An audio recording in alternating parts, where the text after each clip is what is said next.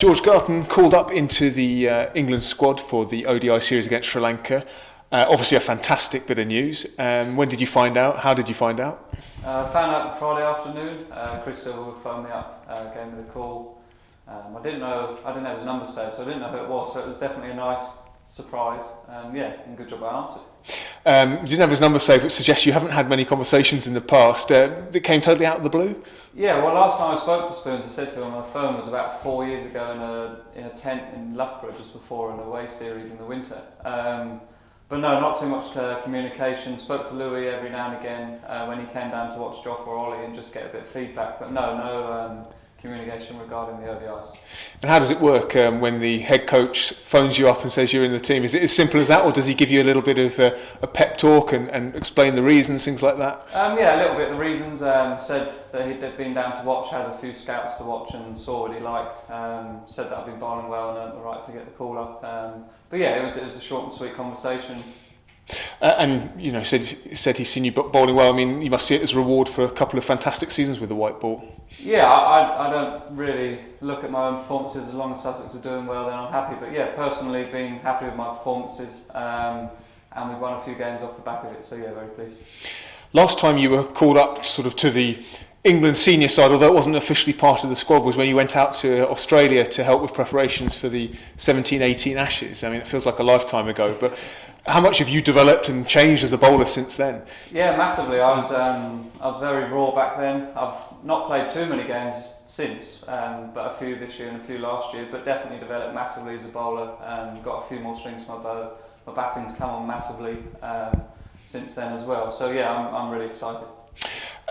During that time, though, you have been involved with the England Lions. How big is that scheme in terms of getting people ready for or if and when the call comes for the senior side? Yeah, massively.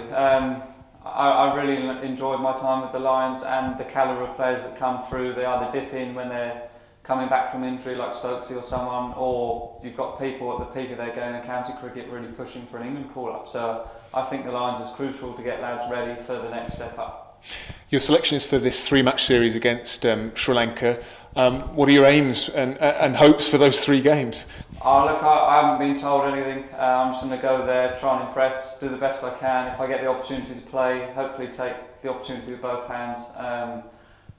Just go out there and have some fun and enjoy myself. And in terms of what it means for your appearances for Sussex, when will you be leaving us? Things like that. Yeah, I'll leave on Saturday.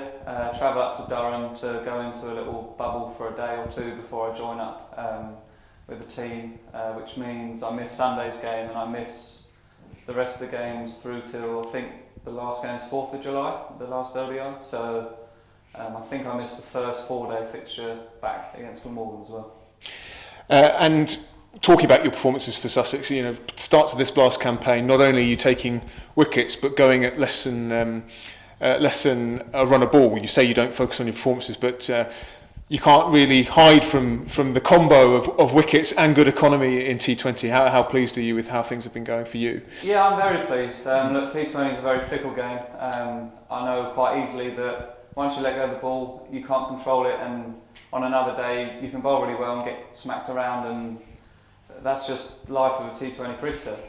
So personally, I'm really happy. I'm more happy with my execution more than the results and the outcome. And talk of execution, what are the plans you're looking to execute? We've seen a lot of kind of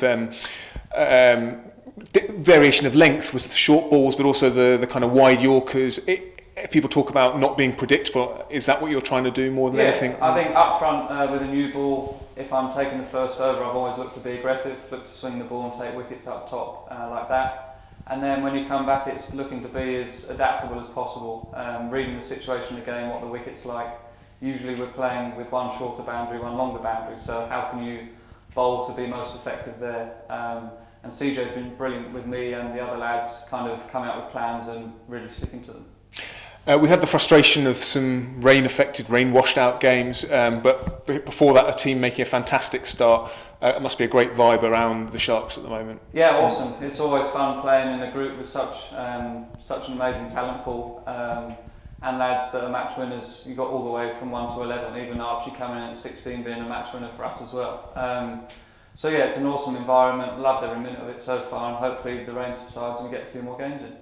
Well, it's fantastic to see you getting rewarded for your performances with this call-up. I wish you all the best, George. Thank you very much.